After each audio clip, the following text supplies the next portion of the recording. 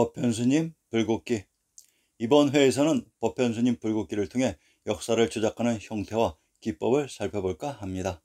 참고로 추후 25사의 설명이 끝나고 시간이 되는 대로 대당서역기, 왕오천 축국전, 동방견문록은 약 각각 220회 정도의 분량으로 해석해 드리겠습니다.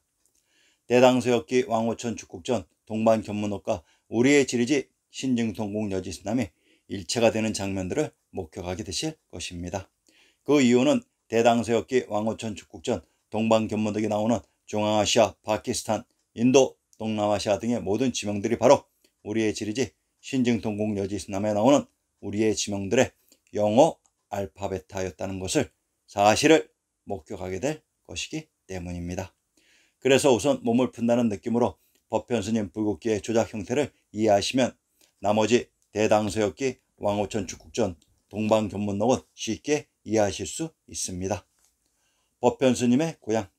법현스님은 현 차이나가 아닌 중앙아시아에 있었던 우리의 선조이십니다. 동진의 역사가 바로 우리의 역사입니다.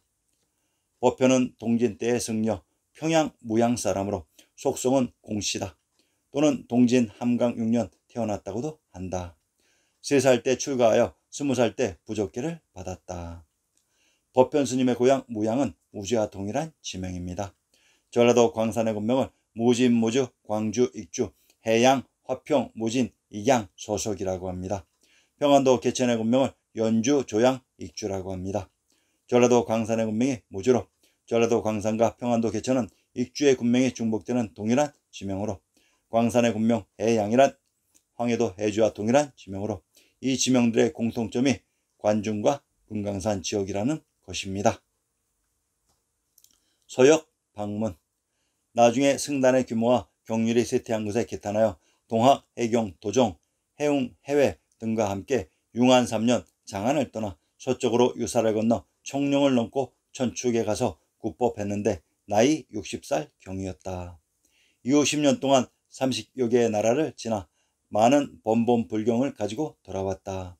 그 노정은 장안과 도낭, 우전을 거쳐 중인도에 도착해 불적을 답사한 뒤 3년 동안 화시성에서 공부하고 2년 동안 황하, 하류, 가이각답 부근에서 공부한 다음 성난에 이르러 2년을 지내고 소문 담납을 경유해 의회 9년 귀국했다.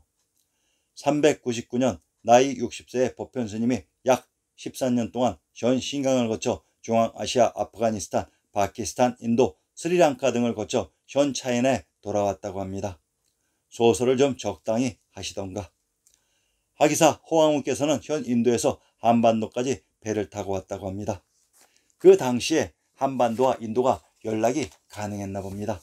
그렇게 거짓말하는 니은들이나 그것을 또 믿고 있는 사람들이나 그 사람이 그 사람입니다. 국민들이 바르면 함부로 조작을 할 수 없습니다. 법현스님이 태어나신 고향 무양이 바로 관중의 한양 장안이며 법현스님이 천축에 가서 국법하였고 서역에 가서 불경을 가져오는 대장정을 했다고 주장했는데 법현스님이 국법한 천축이 바로 금강산에 천하의 중앙조정인 천주가 있었던 비당금자의 금성입니다. 법현스님이 방문했던 그 지역들이 우리의 지명 어느 곳이었는지 대표적인 것만 밝혀보겠습니다. 서역. 친일파 시인 소정주의 귀축도를 인용합니다. 진달래 꽃 피우는 서역 산만리, 다시 오지 못하는 파촉 산만리. 소정주는 법현스님이 방문한 서역을 파촉이라고 했습니다. 이곳의 지명을 밝혀내면 조작된 역사가 진실을 드러낼 것입니다. 김소월의 시 진달래꽃에서 영변의 약산 진달래꽃이라고 했습니다. 소정주의 시 진달래꽃과 김소월의 시 진달래꽃은 같은 지명 영변의 진달래꽃으로 김소월 진달래꽃의 무대 평안도 영변의 누정가 성지를 인용합니다. 운주록 부해성 안에 있다고 했습니다. 전라도 광양의 누정에 운주록 객간독 쪽에 있다고 했습니다. 전라도 광양과 광주는 동일한 지명을 다르게 표시하는 방식입니다. 전라도 광산의 군명을 무진, 무주, 광주, 해양, 익주라고 합니다. 전라도 광산의 군명 무주는 법현스님 고향 무양과 동일한 지명입니다. 법현스님의 고향 한양 장안의 무양이 바로 서역인 파촉입니다. 둔황, 돈황, 탕구트. 현 역사에서는 고비사막 이도, 내몽골 남부, 섬서 서부, 청해성 북부지방을 포함한 감속성 주변 지역을 이르는 말, 다른 말로 진한, 동한, 당항, 돈황, 당올, 탕구루 혹은 당구루, 상나라에서는 상제님, 하날렘 불철님을 부르는 말입니다. 탕구투를 진한, 돈황이라고 합니다. 경상도 경주의 군명을 인용합니다. 진한, 서라볼이라고 합니다. 경주의 군명이 진한, 돈황으로 그곳이 탕그리의 터인 탕구투라고 합니다. 우전, 현지의 우전은 신강에 주작되어 있는데 그러면 역사 속 실제 우리의 지명을 찾아봅시다. 마르코폴로 동방견문록의 호탄코탄에서 코탄화전은 중국 고대 사서에서 우전으로 표기되었다. 이 이름은 원래 산스크리트어의 구스타나에서 나온 것이며 대당서였기에 구살단나가 바로 그 음을 나타낸 것이다. 원사에는 알단 혹은 알동 등으로 표기되었다. 코탄인 우전의 다른 이름 화전이란 화주에 있는 밭입니다. 함경도 영흥의 군명을 박평쌍성 화주, 당문 장령, 화령, 역양이라고 합니다. 함경도 영흥의 군명이 화주로 영흥의 군명 박평은 밝은 박을 단지 한자 박으로 음치한 것이라고 했습니다. 관중인 한양장안의 구중궁궐의터 지역이 알동 알땅이며 화레짐인 화주라고 했습니다. 이곳은 법변스님의 고향입니다. 티베트, 티트터는 한글 고어에서 땅을 가리키는 용어이며 베트는 박토로, 티베트는 터 박토가 됩니다. 우리는 통상 박달을 배달이라고도 표현합니다. 이곳이 바로 박토로, 박트라는 박달, 즉 밝은 땅입니다. 우즈베키스탄의 지명 발흐의 로마자 표기는 발크인데 밝은이라는 순 우리말입니다. 원 박토는 신시계천이 일어난 금강산에 천주가 있었던 비당금자의 금성지역이며 기원전 2333년 당군왕금의 재정분리 이후 관중의 박토의 왕부가 곤부를 차리는 명분으로 곧 관중의 구중궁궐의 터 지역을 또한 박토라고 했습니다. 신시계천의 무대 천주가 있었던 박토를 비당금자의 금도의 천축이라고 하며 이곳이 발해인 박해로 밀양이기도 합니다. 이곳에서 박씨가 탄생하는 것입니다.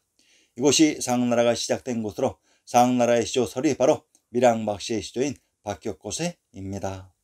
관중의 부도 박토를 또한 박이라고 합니다.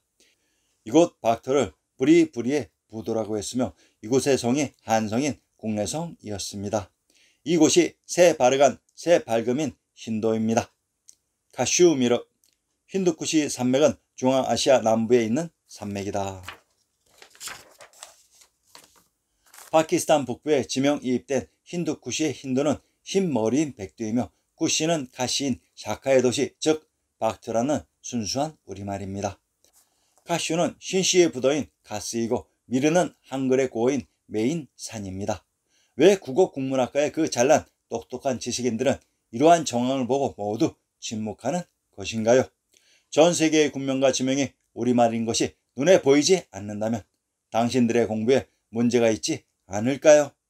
파미르 파메는 백산, 백두산, 금강산이 묘향산, 박산입니다.